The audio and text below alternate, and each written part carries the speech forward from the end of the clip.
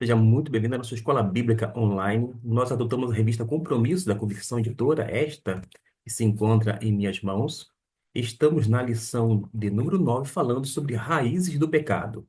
O texto bíblico se encontra em Obadias.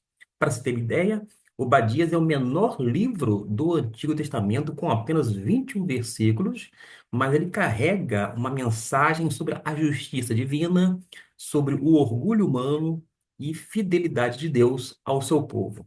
Obadias, na verdade, é pequeno no tamanho, mas gigante na verdade. E que verdade é esta? Deus derruba o orgulho e exalta os que confiam nele. Vamos fazer a leitura do versículo 15, que nos diz assim: Porque o dia do Senhor está perto, sobre todas as nações. Como tu fizeste, assim se fará contigo. A tua maldade cairá sobre a tua cabeça. Obadia significa servo do Senhor, profeta de Judá, provavelmente no sexto século antes de Cristo. Para se ter uma ideia, ele profetizou para Edom, que era descendente de Esaú, povo, povo irmão de Israel, portanto, descendente de Jacó.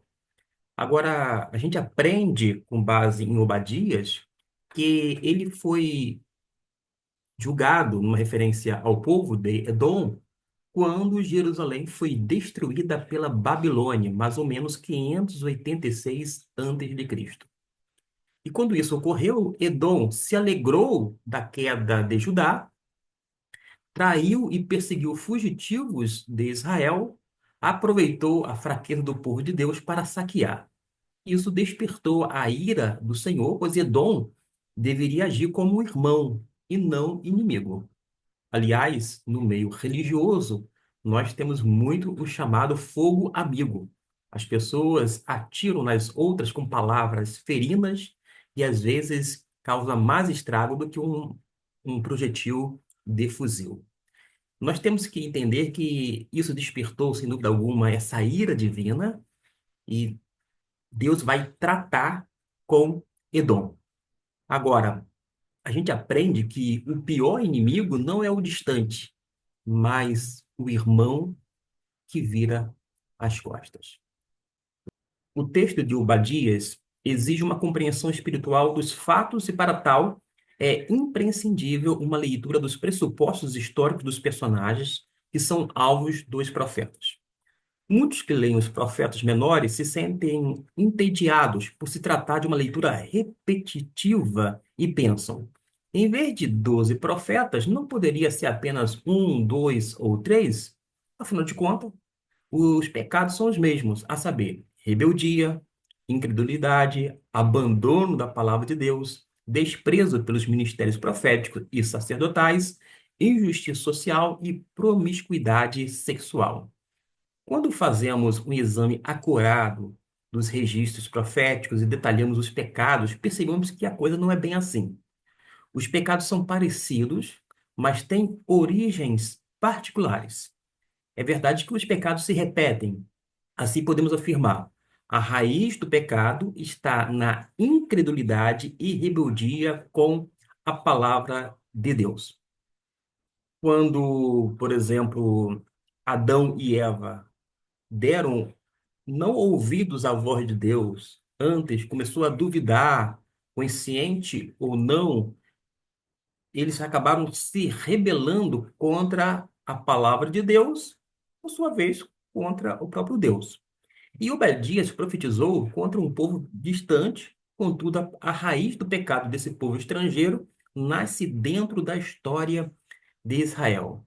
A gente já viu aqui a rebeldia de Edom, que foi denunciada por Obadias, que vai nascer antes do período dos reis, da lei de Moisés, nasce no seio da família dos patriarcas. Vamos observar que no versículo 2, conforme o primeiro tópico, que fala sobre a rebeldia, há o versículo que diz: Eu te farei pequeno entre as nações, serás muito desprezado. A que se refere o Senhor Deus? O que de fato o Senhor despreza em Edom? Com certeza não são as pessoas feitas à sua imagem e semelhança. Claro que a gente tem que nos situar contextualmente. E vamos fazer uma rápida viagem panorâmica pela história de Israel. A nação de Israel nasce a partir de um homem chamado Abrão, que é o pai da fé. Ele é diferente do que muitos pensam. Abraão não era judeu, era mesopotâmico, da região de Ur dos caldeus. E Abraão sai do meio e conforto de sua família em resposta de fé ao chamado de Deus. É um homem que literalmente deixa a sua casa, a sua parentela e vai por um caminho até então desconhecido, tão somente movido pela fé em Deus. Quando a gente trabalha essa questão, você pode se reportar, por exemplo, ao texto de Gênesis, capítulo 12, versículo 1 e 3, e vamos observar o chamado para ser bênção para todas as famílias. Observe que desde o início, Deus não intencionava tão somente abençoar as famílias israelitas que viriam, nada disto. Também, mas eles iriam, a partir delas, abençoar todas as famílias da terra. Nós temos aqui algumas expressões que não vamos trabalhar neste vídeo, porque existe o hebreu, existe o israelita e existe o judeu. Nós não vamos fazer tal distinção para não prolongar, até porque o próprio autor da revista não vai tratar sobre estas diferenças. Mas nós sabemos que a gente encontra estas nuances dentro da palavra de Deus. Então a gente sabe que este é o ponto de destaque, uma referência a Deus abençoar Abrão, antes de mudar o nome para Abraão, não por ser Abrão especial, mas para que Abrão se tornasse bênção na vida do outro. Eu particularmente entendo que nós somos grandemente abençoados pelo Senhor, não necessariamente quando, de repente, estamos sem um alimento, uma provisão, rogamos aos céus e Deus vai lá nos agracia com pão, com alimento, etc e tal. Claro que isto já é uma bênção, é uma dádiva que veio dos altos céus. Agora, o verdadeiro sentido de bênção, na minha concepção, é quando a gente vai além de ser agraciado por Deus de uma forma dadivosa e até mesmo graciosa. É quando a gente olha para o lado e percebe que há outras pessoas, outras famílias sem o alimento que até então nós também não tínhamos. E o que que a gente faz? A gente compartilha o pão que não é meu, o pão que passa a ser nosso, que veio de uma única fonte, uma referência aos altos céus. Desta forma, quando a gente compartilha aquilo que recebeu de Deus, certamente vai ganhar um significado todo especial, e este considera isto sim a bênção na sua essência, nesse compartilhamento.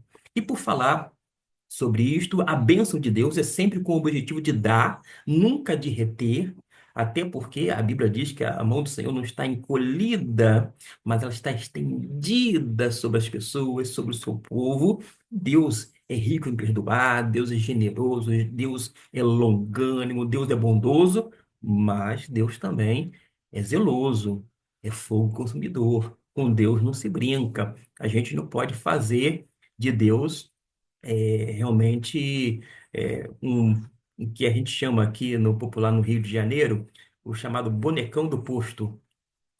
Décadas atrás era comum nos postos de gasolina ter um bonecão e que ficava lá todo em movimento por conta do ar que era gerado.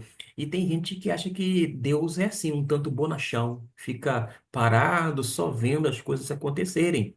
E algumas pessoas chegam até a dizer assim: Deus ainda está no controle. Desde quando Deus perdeu o controle? Deus controla toda a história humana e ele continuará sem dúvida alguma. Não porque eu estou dizendo, mas porque ele é Deus. E a gente fica tranquilo, até mesmo com tantos acontecimentos, desgraças acontecendo, porque sabemos e lemos o último livro, o Apocalipse. Mostra um Jesus que triunfa quando tudo de ruim será exterminado, não mais existirá. Nesse sentido, voltando aqui para o texto, é sempre com o objetivo de dar a bênção de Deus, nunca de reter, sempre de compartilhar, nunca de guardar para si, mas de multiplicar para todas as pessoas. Aliás, eu quero fazer uma colocação aqui. A gente muitas vezes pega um versículo de maneira isolada ou de uma forma truncada. A gente fala, precisamos ajudar a fazer o bem aos domésticos da fé. É uma verdade bíblica. Todavia, o versículo não começa dessa forma. Fazei o bem aos domésticos da fé. Pelo contrário, se você for procurar na sua Bíblia, vai estar escrito da seguinte maneira: fazei o bem a todos, vírgula, principalmente aos domésticos da fé. Agora, o fato de fazermos o bem para os domésticos da fé não vai nos eximir de fazer o bem a todas as pessoas. Até porque, quando você, meu irmão, minha irmã, deixa de fazer o bem, nós já estamos cometendo o pecado. Esta é a verdade bíblica e cristalina. Mas dentro do processo divino, há papéis e responsabilidades, oportunidades e bênçãos para todos. Não precisamos brigar com ninguém por dons. Aliás, você é responsável pelo dom que Deus lhe deu, eu sou responsável pelo dom que Deus me deu, e assim por diante. De modo que nós temos que ser responsáveis, pegar esse dom, vamos falar, pegar, não se apropriar dele, mas exercê-lo da melhor forma possível para que haja proveito comum. Particularmente, este entende que todos os dons, sem exceção, visa o proveito comum, a edificação da igreja, jamais para exibição, para status, para servir de um outro propósito, a não ser edificar toda a igreja. Alguém vai dizer assim, mas porventura o irmão não conhece o texto que diz que aquele que fala em língua edifica a si mesmo? Naturalmente. Já fiz a leitura desse texto tanto no grego koiné, que foi a língua utilizada na composição do Novo Testamento, quanto no hebraico, porque eu tenho o Novo Testamento, a Brit Hadashah, que é o Novo Testamento em hebraico. Eu tenho também outras línguas aqui, como no inglês, no espanhol, através de programas que eu tenho aqui no notebook. Eu tenho muitos acessos a diversos idiomas, mas eu sei perfeitamente. Mas para não deixar ponta solta, porque as pessoas às vezes pegam um versículo, cita isolado, mas ignoram o contexto. Naquele texto ali, no meu entendimento, o apóstolo Paulo não está, vamos dizer assim, batendo palmas. Isso mesmo, aquele que fala em línguas edifica a si mesmo. Que coisa boa, que coisa maravilhosa. Nananina, não. Por causa de quê? Paulo vai dizer, alguns capítulos antes, que ele não buscava o seu próprio proveito, ele buscava sempre o benefício dos outros. Claro, objetivando a salvação. No capítulo 13, o apóstolo Paulo vai dizer que o amor não busca os seus interesses. E você vai observar que no capítulo 14 e 12 e 13, que tem que ser lido de uma forma conjunta, vai mostrar que a pessoa não deveria exercitar o dom espiritual que recebeu da parte de Deus de qualquer maneira e nem se deixar levar pela ignorância, isto é, pelo desconhecimento. Até porque, no capítulo 12, versículo 7, vai dizer claramente que toda manifestação do Espírito é para um proveito comum, é para um fim proveitoso, jamais para a exibição pessoal, nunca para se projetar, para se beneficiar. Esta é a máxima que a gente vê dentro do capítulo 12, quando Paulo vai descrever a listagem dos dons. Ora, considerando que estas coisas são ditas e que o apóstolo Paulo disse que a gente tem que caminhar, perseguir, não é apenas correr, ir atrás, é correr, perseguir o amor, porque ele mostraria o caminho mais excelente. O dom tem que ser exercitado em amor. De modo que eu compreendo, e não estou sozinho, Delcy de Souza Lima, John Stott, um dos maiores estudiosos que nós tivemos na face da Terra, um exímio escritor, ele deixou bem claro o entendimento dele, a qual eu assino embaixo, que ali Paulo tem, vou dizer assim, um resquício de ironia, é uma pitadinha de ironia, porque mostra a ação egoísta da pessoa. Porque no contexto eclesiástico nós temos que buscar a edificação da igreja. A gente recebe um dom quando este de fato é de Deus, de uma forma correta, a gente utiliza, exerce, desenvolve esse dom para a edificação da igreja e, por sua vez, para a glória do Senhor, jamais para proveito próprio. Aí alguém vai dizer assim, mas isto com base na carta do apóstolo Paulo, você pode chegar a essa conclusão. Mas eu não estou sozinho, nós não estamos. O apóstolo Pedro vai dizer na sua primeira epístola, capítulo 4, versículo 10, vale a pena ler o versículo 11 também, que os dons são para o serviço, servindo uns aos outros conforme o dom que recebeu, que cada um recebeu. O dom espiritual não é para se servir, pelo contrário, é para o serviço do cristão. Eu sei que eu acabei abrindo parênteses, vou fechar o parêntese, mas para que você não pense que eu sou um desavisado, que eu falo uma coisa que não tem nexo. Afinal de contas, a Bíblia diz uma coisa e eu entendo de outra maneira. Pelo contrário, eu considero todo o contexto e que não se resume necessariamente no capítulo 12, 13, 14 de 1 Coríntios, mas no ensino geral das Escrituras no tocante a essa temática. Caso você queira mais informação sobre isto, você pode deixar no comentário. Nós estamos no âmbito da Escola Bíblica Dominical, mas você pode deixar seu comentário. Eu farei um vídeo em atenção à sua pergunta, quando não à sua dúvida sobre qualquer assunto da Bíblia. Porque se eu não souber, e tem muita coisa que eu não sei, eu vou fazer minha pesquisa, vou fazer a minha leitura, vou procurar mais informações, reunir dados, transformar em informações, em conhecimento, para poder, então, lhe atender e dar essa atenção devida. Após dizer estas palavras, vamos continuar porque fala sobre ministérios, cargos e funções no corpo de Cristo.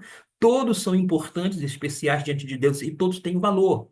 Aliás, em alguns segmentos do cristianismo, até mesmo no Brasil, eu teria dificuldade de adaptação. Por causa de quê? Se algumas pessoas tiverem uma suposta experiência religiosa, elas podem galgar ou podem obter ministérios, cargos e funções. Mas se ela não tiver essa tal experiência religiosa, ela não vai poder ocupar, ainda que ela seja íntegra, ainda que ela tenha inteireza de coração e não apenas sinceridade, ainda que ela seja uma pessoa de fé, tanto um homem de fé quanto uma mulher de fé, seja uma pessoa de oração, uma vida cuja moral é ilibada, ainda assim ela não poderá exercer. Isso cria o que a gente chama de casta. A gente cria divisões. Eles não apelidam desta maneira, mas a alcunha da parte deste de uma forma didática. Existem crentes em alguns segmentos de primeira categoria e de segunda categoria. E eu conheço amigos que são frustrados porque não têm uma experiência, continuam naquele ambiente e ainda assim não pode desempenhar alguns ministérios, cargos e funções. Agora, quando a gente vai para a Bíblia, vai mostrar que todos nós recebemos pelo menos um dom espiritual. E a gente precisa atentar para o nosso serviço. Porque uma vez servindo com alegria, pode ser um indicativo de que nós estamos no lugar certo, exercendo, quem sabe, o dom de misericórdia, o dom de socorro, que é ajuda aos necessitados, o dom de ensino, o dom disto, daquilo outro, conforme o Senhor nos dotou de uma forma graciosa. Mas todos são importantes. Não deveria haver no meio evangélico, de uma forma mais específica, crente de primeira e segunda categoria. Ainda que eles negam com os lábios, mas isto ocorre na prática. E contra fatos não há argumentos. Eu, particularmente, já circulei em vários ambientes dentro do cristianismo e sei perfeitamente, não de ouvir falar, não através da literatura, mas por experiência nesse sentido, de estar convivendo com as pessoas que não são tão especiais assim ou importantes quando a Bíblia diz que todos nós temos o mesmo valor, a mesma importância, até porque todos nós somos um em Cristo Jesus. Ora, havia valor para Isaac e Ismael, como também Esaú e Jacó. E quando a gente vai para Edom, é justamente um dos nomes dado a Esaú, que era irmão de Jacó, que depois passou a ser chamado de Israel. Lá em Gênesis, portanto, lá no começo da Bíblia, capítulo 25, versículo 21 até o 23, vale a pena você dar pausa nesse vídeo, fazer a leitura desses versículos e voltar aqui para continuar, porque você vai ter a porção da palavra de Deus que é sobre modo importante, pois há uma revelação de que há duas nações no ventre de Rebeca. Que promessa grande e fantástica! Um casal sem filhos, vivendo de maneira nômade, abrindo cisternas e poços de água aqui e ali, em regiões áridas de Canaã. Recebe então a notícia que duas grandes nações estavam sendo geradas. E qual deveria ser a atitude dos pais? Contudo, o papai Isaac e a mamãe Rebeca não preparam seus filhos para dar, compartilhar e multiplicar a bênção. Antes, para reter, tomar e dominar, inclusive um sobre o outro.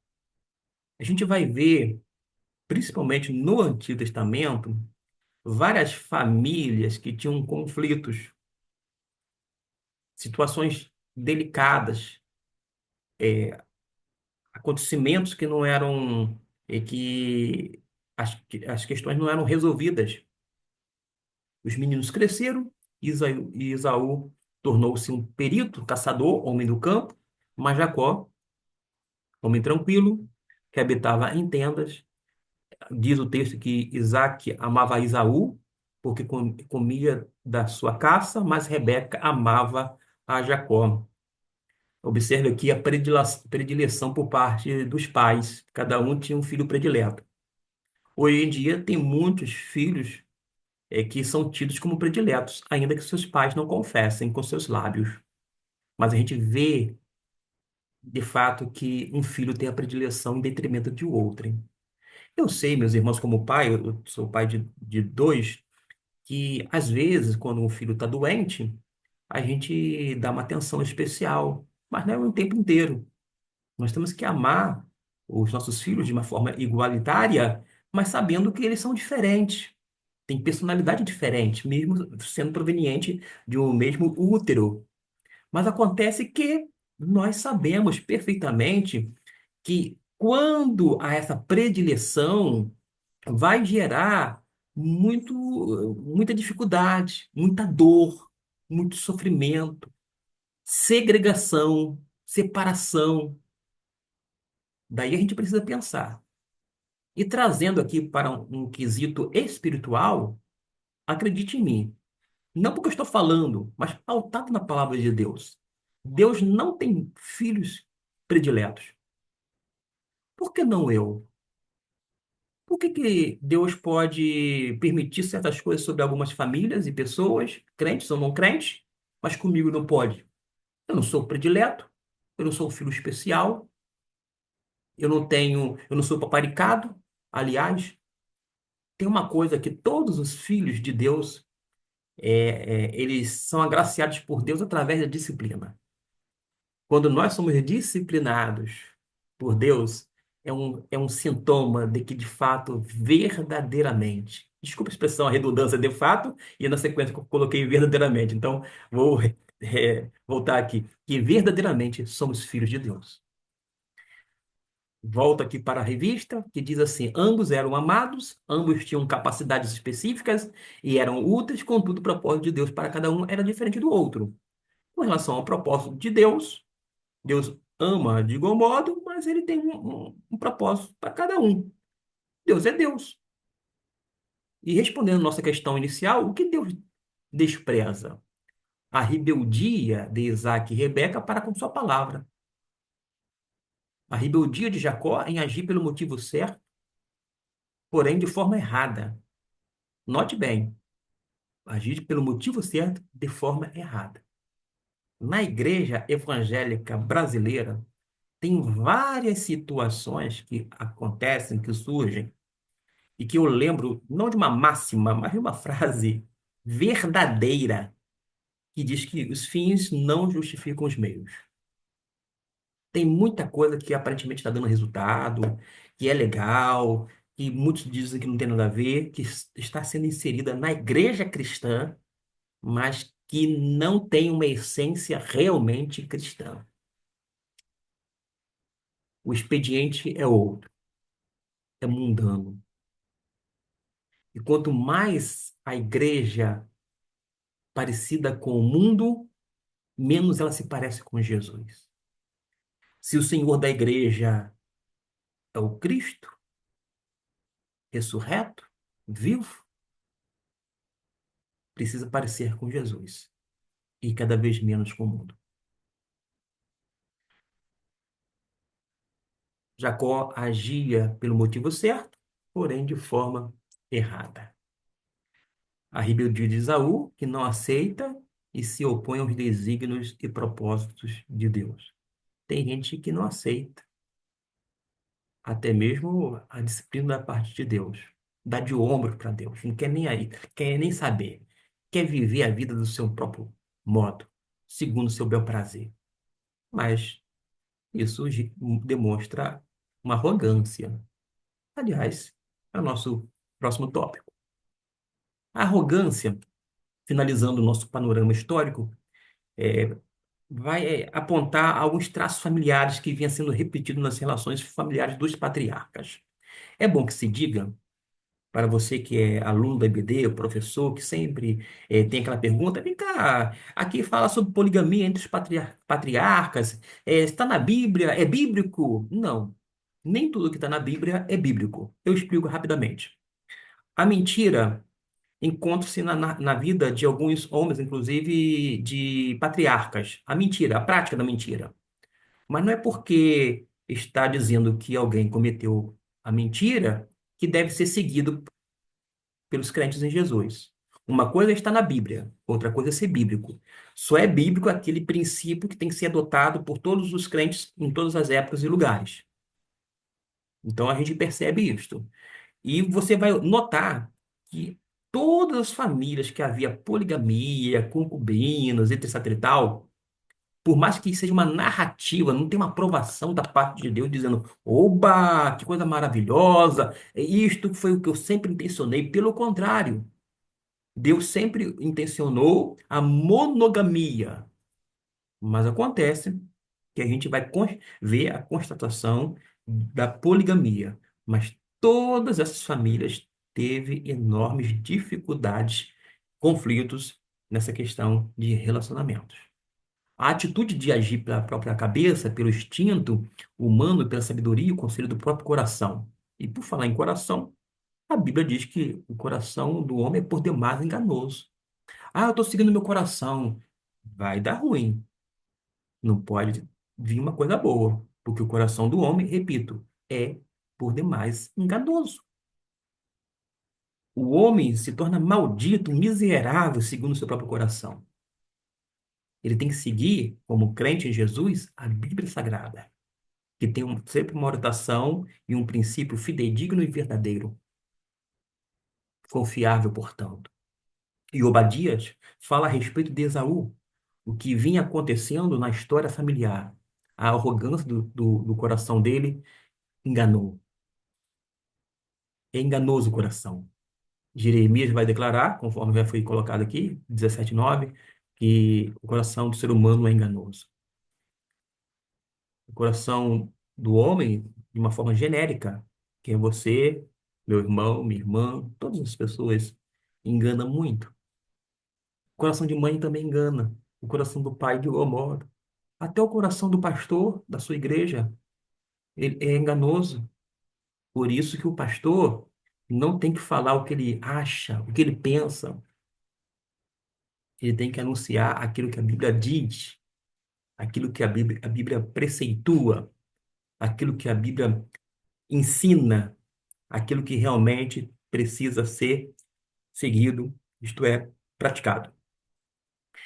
Inclusive, Rebeca e Isaac não compreenderam os papéis. Os papéis de pais às vezes ficaram um tanto meio soltos, aquelas pontas soltas. Aquele menciona dons, talentos e mesmo a bênção do Senhor, que era diferente de cada filho. E muitos hoje na igreja, o autor da revista vai dizer, também não compreendem. Há uma confusão, digamos assim, generalizada. Cada cabeça uma sentença. Se tem 100 pessoas na igreja, cada pessoa pensa diferente. Quando eu penso que todos nós deveríamos ter a mente formatada pela palavra de Deus. A gente fala a partir do, pensa a partir do que, a gente fala a partir do que pensa, a gente pensa pelo que lê, e se nós lêssemos e entendêssemos através de uma interpretação coerente e adequada da Bíblia, a gente não seria meros pensadores livres ou livres pensadores. Nós seríamos pensadores cativos, presos à palavra de Deus. Vale lembrar que já tínhamos algo parecido na relação de Abraão e Sara. Abraão mentiu mais de uma vez. Ah, só porque diz a narrativa que Abraão mentiu, a gente tem que mentir? Nananina, não. Está na Bíblia, mas não é bíblico. Isto é, não precisa e não deve ser seguido. Mas a Bíblia não esconde nada de ninguém. É uma coisa curiosa.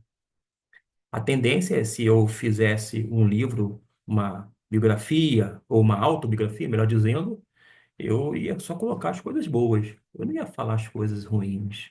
Tão poucas coisas que vai no meu coração, as coisas que foram mal colocadas, mal ditas, palavras mal pronunciadas. Eu não ia falar isso. Mas a Bíblia, ela mostra as pessoas como elas são. É um raio-x do indivíduo. E a pessoa fica desnudada diante dos seus leitores, como nós atualmente. Com Isaac e Ismael, em que Sara primeiro apresenta Agar para Abraão, que erra ao aceitar a proposta. Não era para ter sido assim, mas acabou sendo.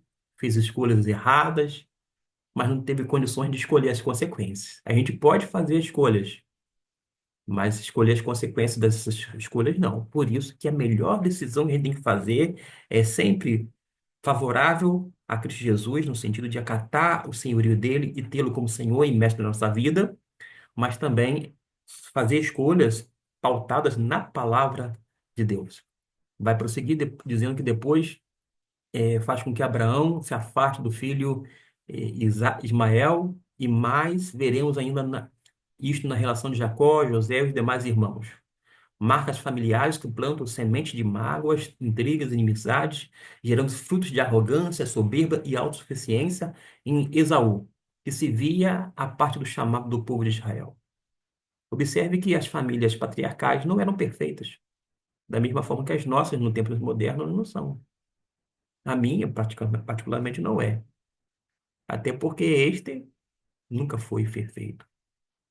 Mas acontece que a gente precisa entender que, no caso como Jacó, ele se vê autossuficiente e protegido no seu isolamento,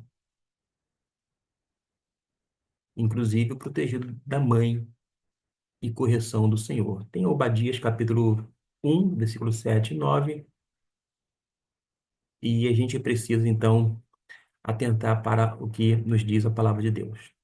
Deus não deu a liderança ministerial a Esaú, mas a Jacó, seu irmão, como também não permitiu a Davi construir templo, e sim a seu filho Salomão. Contudo, as reações são bem distintas.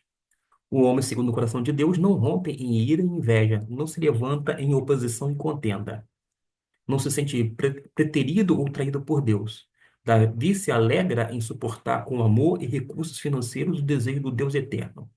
É bom que se diga que quando a Bíblia fala que Davi era um homem segundo o coração de Deus, essa expressão está sempre associada ao apego de Davi pela lei, numa referência à aliança. Davi errou, e conforme nós temos as informações, pecou algumas vezes, da forma como foi chegada a nós. Todavia, ele se arrependia verdadeiramente e ele se apegava à aliança e não adorava outros deuses, por exemplo. Já Saul, o primeiro rei, foi anterior, portanto, a Davi, ele errou, se arrependeu, mas não estava atrelado à aliança. E o Senhor não restituiu, não, vou dizer assim, não concedeu aquele perdão, aquele arrependimento, à semelhança de Davi, porque Saul, como rei, não quis ouvir a palavra de Deus e ainda foi consultar a necromante, a necromancia, esse artifício, e a gente sabe perfeitamente que são práticas abomináveis diante de Deus, deixando completamente de lado a aliança estabelecida com o povo dele. Sim, era desejo de Deus e não de Isaac e Rebeca que Jacó liderasse. Era desígnio do Eterno e não de Jacó e Raquel e não e, e Raquel que José liderasse. Era propósito de Deus e não de Natã que Salomão erguesse a casa do encontro, lugar da adoração. Não podemos ser birrentos nem rebeldes diante da vontade do Senhor, antes, pela fé, renovar nossa mente carnal, aceitar que a vontade de Deus é boa, agradável e perfeita. Já vamos para a última página, porque vai ter aqui 1 Crônicas, capítulo 17, do 4 ao 17. Como nós estamos, meus irmãos, no ambiente de escola bíblica dominical, eis a dica de português. Eu sei que este comete falhas na pronúncia em português. Eu faço letras português nessa área de literatura, mas eu cometo falhas. Mas a questão é que, nesse ambiente de aprendizagem, existem pessoas que mencionam alguns livros do Antigo Testamento de uma maneira errônea. Falam, por exemplo, Primeira Crônica, Primeira Samuel, Primeira Reis. Como nós sabemos que tem que haver uma concordância no português, e quando se refere a crônicas, está se referindo não a uma carta, que seria feminino, mas um livro, que está na forma masculina, no gênero masculino, de igual modo a gente tem que fazer a concordância. É como se você dissesse assim, primeiro livro de crônicas.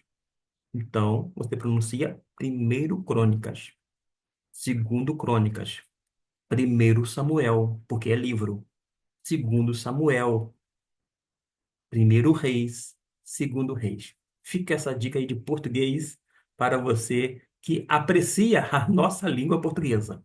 Não porque nós estamos num ambiente de aula de português, nada disto, mas a gente vai aprendendo todo santo dia alguma coisa nova e a gente vai compartilhando com as pessoas que estão sempre nos acompanhando, interagindo, mas sempre no intuito de ajudar e, sobretudo, fazer um grande favor à nossa língua portuguesa. Como Davi reagiu? Com graça, com louvor, com adoração e mais com planejamento e generosidade. Davi entende as limitações do futuro, jovem rei, e em vez de usar isso para se vangloriar e de ter uma atitude de arrogância, Davi age com presteza e misericórdia, deixando tudo de pronto para Salomão. E tem aqui 1 Crônicas, capítulo 22, versículo 5. Aprendeu, né? 1 Crônicas. Esaú era gêmeo de Jacó, mas era o irmão mais velho, tinha direito a uma herança humana diferente, superior à do seu irmão, pelas leis e tradições da época, mas não era sobre isto que o Eterno havia proposto. Esaú era habilidoso na caça, possivelmente forte e corajoso. Jacó era temido e pacato. Assim como Davi viu limitações em Salomão, Esaú, ao vê-las em Jacó, deveria ter feito preparativos para que seu irmão cumprisse a vontade de Deus e não se opusesse com atitude de arrogância, bater no peito e dizer, é meu direito. Esaú, no passado, escancara e expõe as fraquezas de Jacó, e no presente se alegra e comemora a sua derrota, vergonha e dor. Mas um texto bíblico, desta vez em Obadias, capítulo 1. só tem um capítulo mesmo, né? É versículo 2, 12 e 13. Isto porque só tem 21 versículos neste livro. Vamos para as considerações finais. A comparação entre as famílias de Davi e Abraão e entre Esaú e Salomão são propícias para os cenários das profecias de Obadias, contudo com um detalhe cronológico. Esaú e Salomão tinham promessas. Esaú começa mal e termina bem, pois muito tempo depois se encontra e perdoa Jacó. Salomão começa bem e em humildade, todavia no final de sua jornada se perde em rebeldia, arrogância e promiscuidade espiritual. Primeiro Reis, capítulo 11. E nosso desafio é começar e terminar nossa vida em ministérios debaixo da vontade do Senhor. Vocês repararam que, uma vez mais, foi proposto o livro de Obadias, mas nós falamos mais sobre o panorama, o pano de fundo, do que necessariamente os 21 versículos deste profeta, que é o menor livro de todos do Antigo Testamento. Diante disto, eu vou deixar na descrição deste vídeo um link onde você poderá acessar um outro vídeo